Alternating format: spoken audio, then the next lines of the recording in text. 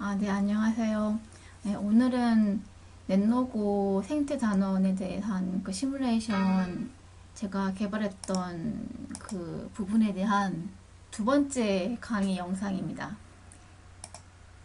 그래서 넷로고 교사 연습 프로그램에서 오늘은 지난 시간에 이제 첫 번째 탐구 개체군의 생장 곡선을 보시라고 안내를 드렸는데 그것에 대한 제가 작성한 답으로 피드백을 먼저 해드리고 그 다음에 이제 그 다음 것들을 하도록 하겠습니다.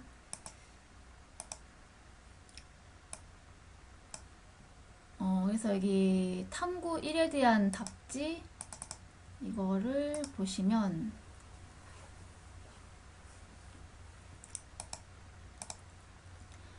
개체군 생장 곡선을 그려보는 활동이었고요. 첫 번째의 경우에는 이게 이제 박테리아가 이동하는 거, 번식하는 거, 그다음 먹이를 먹고 먹이가 이제 사라지고 다시 공급되는 모습을 관찰을 해보라고 했고, 그다음 밑에 이제는 이거는 이제 이런 박테리아의 생활 방식에 대해서 인터넷 같은 걸 이용해서 조사를 해보라는 그런 활동으로 칸을 둔 거고요. 그래서 이렇게 저는 조사를 했고, 그 다음에 이제 여기서부터가 이제 개체군 생장곡선 그리는 시뮬레이션인데, 첫 번째는 먹이 공급을 이렇게 계속 하는 거. 그러니까 여기 검은색이 없고 계속 하얗게 먹이가 차 있는 상태에서 그 맥스박테리아가 없는 경우, 그런 경우에는 이런 식으로 이 J자형, 그러니까 이 개체수, 그러니까 시간에 따른 그 박테리아의 개체수 그래프가 J자형을 그리게 되죠. 그러면서 이게 어느 정도 이상의 그 박테리아 수로 넘어가면 제가 이제 그냥 박테리아가 지구를 점령했다. 이렇게 해서 끝나게. 계속 돌릴 수 있게 하면 이게 시뮬레이션이 느려질 수 있어가지고 이렇게 끝나게 했고요. 그래서 이제 이거는 이제 J자형 생장 곡선을 그리시면 되고, 그러면 그거에 대한 이제 이런 개체군 생장에서의 특징을, 이 J자형 생장 곡선을 특징을 기술을 하면 되는 거죠. 그래서 저는 이제 처음에는 개체수가 천천히 증가하다가 시간이 지남에 따라 개체수의 증가율이 점점 커져가지고 개체수가 기하급수적으로, 그러니까 여기 2의 n승으로 늘어나는 J자형 생장 곡선을 나타낸다. 이렇게 현상을 설명하게 썼고요. 그 다음 두 번째는 이런 J자형 생장 곡선을 그리는 이유에 대해서 박테리아의 행동으로, 여기서 볼 수 있는 박테리아의 행동으로 설명을 해보라 했을 때, 이 박테리아가 이렇게 이분법으로 생식을 하잖아요. 그러면 개체수가 2의 n승 지수적으로 증가를 하게 되고, 거기에다가 먹이는 무한정 공급되고 박테리아의 생활을 억제하는 요인이 없으니까 이 박테리아의 생장이 억제되지 않고 이게 그냥 지수적으로 번식하는 대로 개체 수가 늘어나게 되는 거죠. 그렇게 적었습니다. 세 번째 활동은 이제 점점 이제 현실에 가깝게 가는 건데, 이제 먹이를 무한정 공급하는 게 아니라 일정한 이제 확률로 일정한 시간마다 지속적으로 공급을 해주는 거고요. 그래서 이제 먹이가 없는 곳과 먹이가 이제 있는 곳이 있게 되는 거죠. 그러면서 이제 맥스박테리아는 없게, 이렇게 했을 때 그래프가 처음에는 이렇게 J자형처럼 증가하다가 어느 순간이 되면 박테리아가 사망하게 되니까 이제 감소를 하게 되다가 이제 어느 순간에는 또 일정하게 유지가 되는 이런 식의 그래프가 그려지는 걸 볼 수 있고요. 그래서 그거를 그래프 개형으로 이렇게 그려주면 되고, 이거에 대해서 이제 그 생장에서의 특징을 앞에 활동 2하고 비교해서 설명을 해본다면, 처음에는 활동 2처럼 개체수가 거의 이제 지수적으로 2의 n승으로 증가를 하다가 이게 나중에는 더 이상 개체수가 증가하지 않고 조금 감소하다가 일정해지는 그래프를 그리게 된다는 거고, 이거에 대한 이유를 박테리아의 행동으로 설명을 해본다면, 박테리아가 생식을 통해 개체수가 증가하다가 이렇게 지수적으로 증가하다가 개체군 밀도가 높아지면 이제 먹이가 부족해지면서 먹이 경쟁이 심해지니까 이제 굶어 죽는 박테리아가 생겨서 이게 그래프가 이제 굶어 죽는, 이건 이제 그러니까 번식 속도보다 사망 속도가 빨라가지고 감소하게 되는 거겠죠. 굶어 죽는 박테리아가 생기게 되고, 그러다 결국에는 이제 이 그 생식 속도랑 사망 속도가 이제 평형을 이루면서 개체수가 일정하게 유지가 안정화가 되어지는 그런 그래프를 그린다라고 설명했습니다.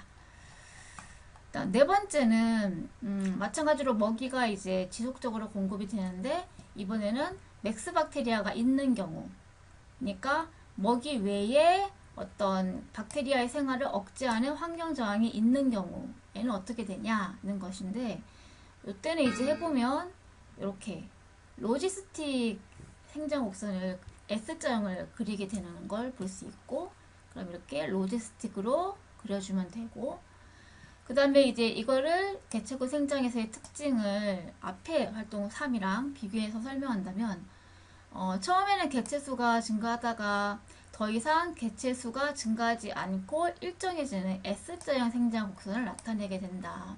그래서 앞에 그 활동 3하고 다르게 먹이 외에 환경 저항이 있을 때에는 그 서식할 수 있는 개체군의 최대 개체수인 환경 수용력이 더 작게 나오는 걸 볼 수가 있어요. 그러니까 얘는 지금 대략 114가 안 되는 환경 수용력이잖아요. 근데 앞의 경우에는 환경 수용력이 거의 뭐 이게 540 몇이니까 이거는 한 400은 넘겠죠. 그래서 환경 수용력이 더 작아지는 걸 확인할 수 있고요. 그 다음에 이거는 박테리아의 행동으로 이제 이유를 설명해 본다면, 박테리아가 생식을 통해 개체수가 증가하다가 이 개체군 밀도가 높아지면 먹이 부족에 의한 그런 먹이 경쟁도 있고, 또 그 서식 공간이 부족해지고 노폐물이 축적되고 전염병 확산이 증가하면서 이런 환경 저항이 생기는 거죠. 그래서 사망률이 높아지기 때문에 결국에는 번식률과 사망률 속도가 이제 평형을 이루는 그런 상태에서 개체수가 일정하게 유지가 되는 그래프가 그려지게 되는 거죠. 그리고 이때 환경 저항이 앞에 그 활동 3보다 환경 저항이 이제 먹이 외의 환경 저항이 더 생겼으니까 그 최대 맥스 박테리아 숫자는 더 작게 유지가 되어진다. 이렇게 설명을 하면 될 것 같아요. 마지막 활동 5번은 이번에는 먹이를 공급해 주지 않는 경우예요. 그랬을 때 어떻게 될까 하면 이렇게 이런 결국 사망에 이르게 되는 그래프를, 그러니까 증가했다가 좀 일정했다가 사망에 이르게 되는, 감소했다가 전멸하는 그래프를 그려주면 될 것 같고요. 그래서 현상은 처음에는 개체수가 증가하다가 개체수가 다소 일정하게 유지하다가 다시 개체수가 감소한 후 절멸한다. 이렇게 개체군 생장에서의 특징을 쓸 수 있을 것 같고, 그 다음에 이것에 대한 이유를 박테리아의 행동으로 표현한다면, 박테리아가 생식을 통해 개체수가 이제 증가하다가 개체군의 밀도가 높아지면 먹이 부족을 포함한 환경 저항이 커져가지고 사망률이 증가하니까 개체수가 일정하게 유지가 되는데, 이 경우에는 활동 4하고 다르게 먹이가 더 이상 공급되지 않으니까 결국엔 모든 박테리아가 굶어 죽게 되는 상황. 그렇게 작성을 하면 되겠습니다. 네, 그렇게 탐구하게 해 놓았고요. 이렇게 탐구가 끝난 다음에 이제 교과서의 내용을 정리를 해줄 수가 있겠죠. 교과서 내용을 간단하게 같이 본다면요. 이거는 8점 교과서를 제가 합쳐 놓은 거고요. 그래서 이 개체군의 개체수 변화를 시간에 따라 나타낸 것을 이 생장 곡선이라고 한다. 그때 개체군 내의 개체수가 시간에 따라 증가하는 것을 개체군 생장이라고 하고, 개체군의 생장을 그래프로 나타낸 것을 개체군 생장 곡선이라고 하는 거고요. 그 다음 개체군은 개체들이 생식활동을 함으로써 유지가 되는 건데, 개체들의 생식 활동은 환경 조건에 따라서 달라지며 그에 따라서 개체군이 생장하거나 감소할 수 있게 되는 거죠. 아까 했던 것처럼 개체군의 생장에 영향을 미치는 환경 요인에는 이제 먹이와 서식 공간, 질병, 포식자 등이 있는데 만약 개체군이 생식 활동에 아무런 제약을 받지 않는다면 개체수가 이제 기하급수적으로, 그러니까 지수적으로 증가하니까 이런 제2자형 생장 곡선을 나타내게 되는 거고 그러나 자연 상태에서는 개체군의 밀도가 높아지면 그 서식 공간과 먹이 등의 자원이 부족해지고 그 경쟁이 심해지겠죠. 또 노폐물이 축적되고 전염병이 확산이 증가하면서 사망률이 높아지게 되고 그 결과 개체수가 더 이상 증가하지 않고 점차 일정해지는 S자형 생장 곡선 이거를 이렇게 나타낸다. 이때 이제 일정해졌을 때에는 생식률과 사망률의 속도가 평형을 이루어서 개체수가 일정한 것이고 이와 같이 서식 공간, 먹이 부족, 노폐물 축적, 전염병 확산 등 개체군의 생장을 억제하는 환경 요인을 다 합쳐가지고 환경 저항이라고 부르고 이 주어진 환경 조건에서 서식할 수 있는 개체군의 그 최대 개체 수 이거를 환경 수용력이라고 하는 거죠. 이 제2자형 생장 곡선은 새로운 환경으로 이주한 개체군이나 자연재해로 개체수가 급격히 감소한 개체군 그래서 처음부터 시작하는 그런 개체군이 이게 다시 회복되는 그런 과정에서는 제2자형 생장 곡선을 그릴 수 있다 이렇게 되어져 있습니다. 그 다음에는 이제 탐구 일에 대해서 다 살펴보았으니까 이거에 대한 설문조사를 해주시면 되는데요. 여기 설문지 탐구일에 대한 설문지에 보시면 소속 학교를 쓰시고요. 이름 쓰시고 그 다음에 처음에는 이제 리커트식으로 매우 그렇다가 5점이니까 이거에 맞춰가지고 각각의 질문에 대한 여러분들의 인식에 대해서 체크를 해주시면 돼요. 뭐 색깔을 빨갛게 하시거나 뭐 그렇게 하시면 되겠죠. 그 다음에 2번부터는 이제 개방형 질문인데요. 뭐 이렇게 학습에 넷로고가 제가 만든 넷로고 시뮬레이션이 학습에 어떤 도움을 주었는지 그 다음에 이거 하면서 어려웠던 점과 또 개선점 이거에 대해서 여기 칸에 딱 맞추실 필요 없고요. 더 길게 써주시면 더 도움되니까 이 다음 장 넘어가도 상관없으니까 의견을 구체적으로 저에게 작성해서 주시면 연구에 많은 도움이 되겠습니다.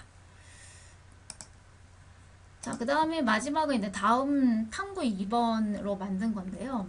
개체군의 주기적 변동과 생태계 평형이라고 하는 그런 그 생태 단원의 이런 주제의 그 내용이 있잖아요.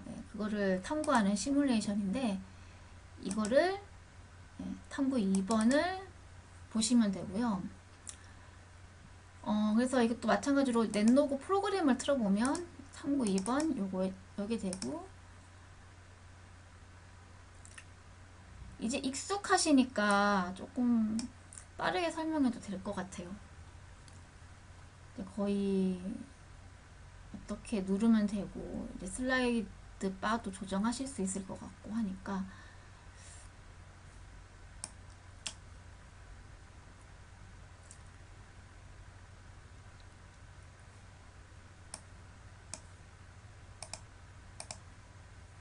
그러면 이것도 셋업 해가지고 여기는 이제 모델이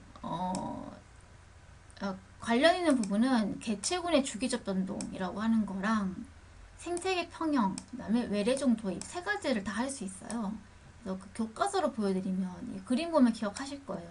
이거 개체군의 주기적 변동 이거 내용 하기 전에 탐구로 들어가시면 되고 그 다음에 생태계 평형 요 그림 요거에 대한 것, 그 다음에 외래종에 대한 것. 세 가지 단원에서, 이 세 가지 주제에서 사용할 수 있는 시뮬레이션입니다. 그래서 얘는, 지금 보시면 초록색 패치가 풀이고, 갈색은 빈 땅이에요. 그 다음에 이제 검은색은 늑대 모양이고, 흰색은 자세히 보시면 양 모양이에요. 그래서, 풀과 양과 늑대의 먹이 그 사슬로 이루어져 있는 생태계입니다. 이걸 이제 제가 코딩을 했겠죠. 이 코딩 여기에서 짜여져 있는 이제 행동 규칙은 우선 늑대와 양은 경관을 무작위로 돌아다니면서 각 걸음마다, 그러니까 각 걸음이 이제 한 틱이 돼요. 한 틱마다 각 걸음을 가잖아요. 각 걸음마다 에너지가 소모되고요. 그래서 코딩에서 찾아본다면 이제 여기 투고 버튼 눌렀을 때 돌아가는 게 이제 여기 무브가 되겠죠. 예. 그러니까 뭐 울프나 양이나 다 이제 무브할 때마다 울프, 양, 외래종 다 무브할 때마다 이렇게 한 칸씩 가게 되어 있네요. 그리고 에너지는 1씩 줄어들게 이렇게 제가 코딩을 했고요. 그 다음 늑대는 양을 만나면, 그러니까 늑대가 양이랑 겹쳐지면 양을 먹고, 양이 이제 풀 패치랑 겹쳐지면 풀을 먹는데, 먹었을 때 에너지를 얻게 했는 거거든요. 코드를 본다면 이트 그레스, 양이 그레스를 먹었을 때 에너지 4가 증가하게 했고, 그 다음에 이트 쉽, 늑대가 양을 먹었을 때에는 이렇게 에너지가 20 증가하게, 양은 죽고, 이렇게 설정을 했습니다. 그 다음에 이제 풀은 먹힌 후에 일정 시간이 지나면 다시 자라게, 빗땅에서 자라게. 그러니까 풀이 먹히면 이 풀이 초록색이 갈색이 되잖아요. 그 다음에 이제 갈색 땅에서 일정 시간 후에 이렇게 확률적으로 자라게 설정을 했습니다. 그래서 그거는 여기에 보면 그로그레스로 했는데 이렇게 이게 풀 재성장 기간 요거네요. 요거 맞추는 거. 그러면 30틱마다 이렇게 자라게 만든 거죠. 맞습니다. 이게 풀마다 이제 카운트다운 되고 있는 게 다르기 때문에 이게 카운트다운 30 될 때 그때 이게 나오게 만든 거예요. 그 다음에 늑대와 양은 고정된 확률로 번식을 하고 마찬가지로 이제 간소화를 위해서 다 무성생식으로 했습니다. 근데 유성생식과 나타나는 결과의 패턴이랑 차이가 없고요. 그래서 번식에 대한 것도 여기 보면 이거 양의 번식, 이거는 4% 확률로 번식하게 했고 한 마리 낳게 했죠. 그 다음에 울프는 5% 확률로 한 마리 낳게 했고, 그러니까 전체 늑대 개체수 중에서 5%가 한 마리의 늑대를 이제 번식하게 이렇게 했다는 얘기예요. 그 다음에 늑대와 양은 에너지가 0이 되면 죽게 코딩을 했습니다. 다이 코딩을 여기 있죠. 에너지 0보다 작으면 죽게 했고, 그 다음에 이제 여기 외래종 추가가 있는데, 외래종은 벌레인데요. 얘는 다 양이랑 동일하게 똑같이 코딩을 했는데, 대신 늑대한테 잡혀먹지 않아가지고 천적이 없다는 차이점이 있어요. 늑대가 벌레를 먹지를 않아요. 그렇게 코딩이 되어 있습니다. 그러니까 여기 보면 이트 버그가 없잖아요. 그렇게 돼 있고, 그러면 이제 활동을 들어가면 첫 번째는 여기 설정되어 있는 변수 값에서 모델을 그냥 실행을 해보는 거예요. 이렇게 실행을 하면 이렇게 그쵸, 양은 풀을 먹고 늑대는 양을 먹고 번식을 하고 뭐 이렇게 하잖아요. 네, 그러면서 이제 여기 보면 풀과 양과 늑대의 이거 시간에 따른 개체수가 이렇게 그래프로 그려지고 모니터에는 이제 그 정확한 수치가 나오는 거죠. 네, 그거이고, 그러면 이제 그 스크린샷을 붙이면 되고, 그거에 대해서 이제 이 그래프를 마찬가지로 이게 자연에서도 마찬가지인데 이게 미소한 부분에서도 꾸불꾸불 거리잖아요. 근데 이제 계략적으로는 이걸 다 이렇게 매끈하게 이렇게 매끈하게 그려주면 더 이제 그래프의 패턴을 파악하기 쉬우니까 그렇게 그리면 될 것 같고요. 그 다음 두 번째는 그럼 이제 이 그래프를 가지고 이제 풀과 양과 늑대의 개체수 변화가 어떤지 이제 설명하게 했고요.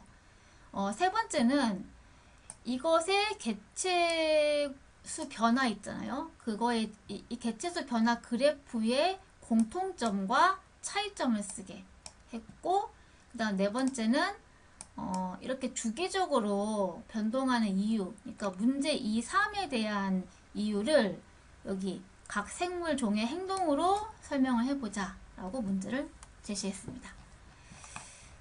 두 번째는 이제 어떻게 하냐면 이거는 이렇게 안정된 생태계가 된 상태에서 양 추가 버튼을 눌러 본다는 거예요. 처음에는 이제 200으로 설정이 되어 있는데 이 상태에서 그냥 이렇게 200을 누르는 거죠. 이렇게 눌러보면 달라지잖아요. 지금은 조금 불안정하고 이게 시간이 지나면 또 이것처럼 안정한 그래프를 그리겠죠. 네, 그랬을 때 이게 이제 양이 이제 확 증가했을 때 양 그래프랑 이제 풀 그래프랑 늑대 그래프랑 이 특징을 잡아가지고 그래프를 그려주면 되겠죠. 그 다음에 이제 이거 좀 늘려가지고 500도 한번 해보는 거예요. 이렇게 있을 때 지금 안정적이니까 500을 추가할게요. 이렇게 하면 이게 500이 추가됐을 때 그래프가 작아서 잘 안 보이면 화면 키워서 알려드릴게요. 이거를 잘 안 보인다 그러면 얘를 셀렉트를 해가지고 키울 수가 있어요. 네, 이런 식으로 키워가지고 보시면 더 확연하게 보이죠. 비율도 다 조정이 되니까 뭐 어떻게 키우시든 아무튼 이렇게 키워가지고 보시면 정확하게 볼 수 있습니다. 양이 500마리 증가한 다음에 이제 양이 이렇게 보이시죠? 양의 변화, 풀의 변화, 늑대의 변화 이런 식으로 하시면 되고요. 다시 원래 상태대로 돌려놓을 수 있고 이렇게 하면 돼요. 이렇게. 네. 그래서 이제 그렇게 하고 그 다음에 이제 이거는 이제 이 그래프를 설명하는 거죠. 그러니까 양이 추가된 다음에 이게 이제 하나 이상의 종이 절멸하는 불안정한 생태계가 되냐 아니면 시간이 지남에 따라서 이 개체군이 다 자체적으로 다시 유지가 되는 그러니까 개체군의 수가 또다시 안정적으로 유지가 되는 안정한 생태계가 되냐 그거에 대해서 이제 현상을 적으면 되고 그다음 세 번째 문제는 이게 그러니까 앞에에 대한 약간 답이 될 수 있는데 이처럼 먹이사슬이 어느 단계에서 적당한 정도의 일시적인 변동이 나타난 후에 시간이 지나면 다시 안정된 상태로 회복이 되는데 그 이유를 이 각 생물 종들의 행동으로 설명을 해보자 이렇게 문제를 제시하였습니다. 이제 세 번째는 그러니까 지금 두 번째, 세 번째 하는 거는 그러니까 첫 번째 문제는 그 개체군의 주기적 변동에 대한 문제고 활동 2, 3은 생태계 평형에 대한 문제예요. 세 번째는 어떻게 하냐면 이제 처음 늑대의 수를 0으로 해가지고 셋업을 해라 이렇게 그러면 이제 이거를 보면 이제 풀과 양만 있는 생태계에서 이제 고를 누르면 여기서 이제 그래프가 그려지는 거죠. 이렇게 해가지고 그려지고 이 상태에서 풀과 양만 사는 생태계에 포식자 늑대가 없는데 포식자 늑대가 이제 멸종해버린 생태계인데 여기에 늑대를 재도입한다면 이 생태계의 미래는 어떻게 될까? 그러면 이제 늑대 추가 버튼을 눌러가지고 확인해 보면 되는 거죠. 지금은 200마리를 추가해서 한번 해보겠습니다. 이렇게. 그러면 처음에는 불안정한데 나중에는 또 이제 개체수가 안정적으로 돌아가는 걸 볼 수 있죠.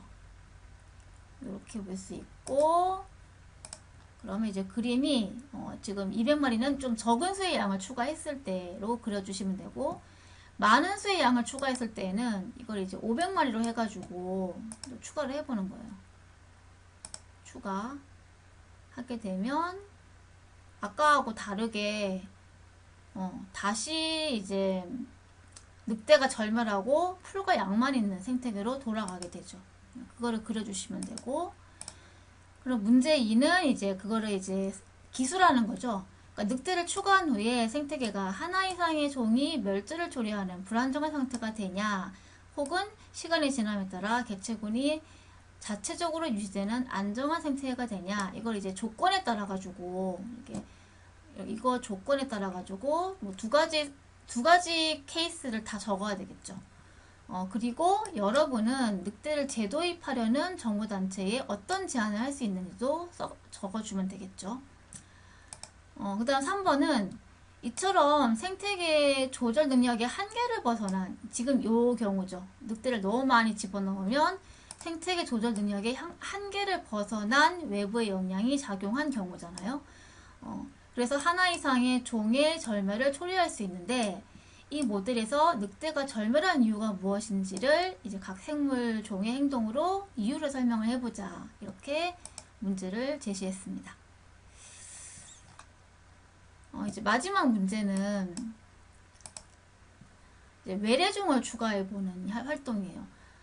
그러면 이제 늑대가 있어야 되는데, 이 늑대수가 처음 뭐 어떻게 해도 상관없는데, 만약에 그 초기 늑대수로 돌아가고 싶으면 이거를 X 누르고 디스카드를 눌러서 디스카드 아니라 세이브 누르면 그 마지막 상태에서 저장이 되기 때문에 디스카드를 누르시면 제가 만든 요거를 다시 열 수 있어요. 다시 여시고, 그러면 제가 설정한 조건대로 열리거든요.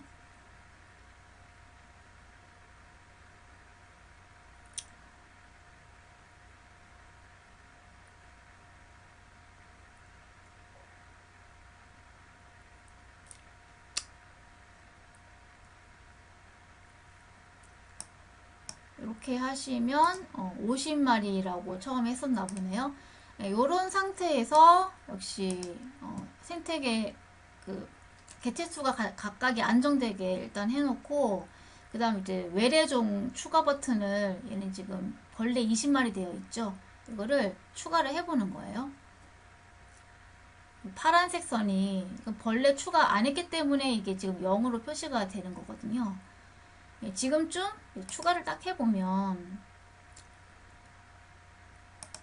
그러면 이제 그래프 변화를 볼 수 있죠.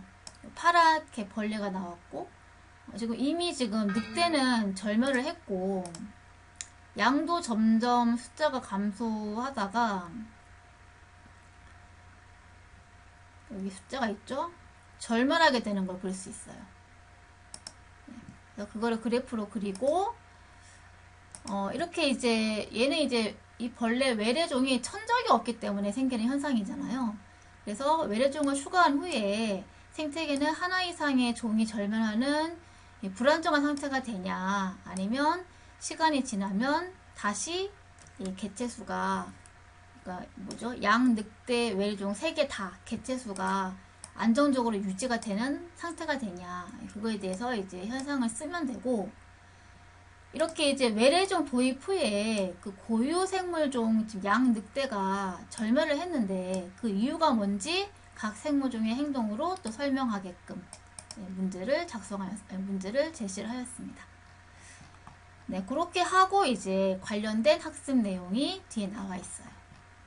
네, 이렇게 구성을 했고요. 그래서 오늘 강의는 지금 여기까지 다 말씀을 드렸고, 다음 3강에서 이제 이거에 대한, 지금 했는 거에 대한 저의 답을 이제 알려드리고, 이제 마지막 시뮬레이션에 대해서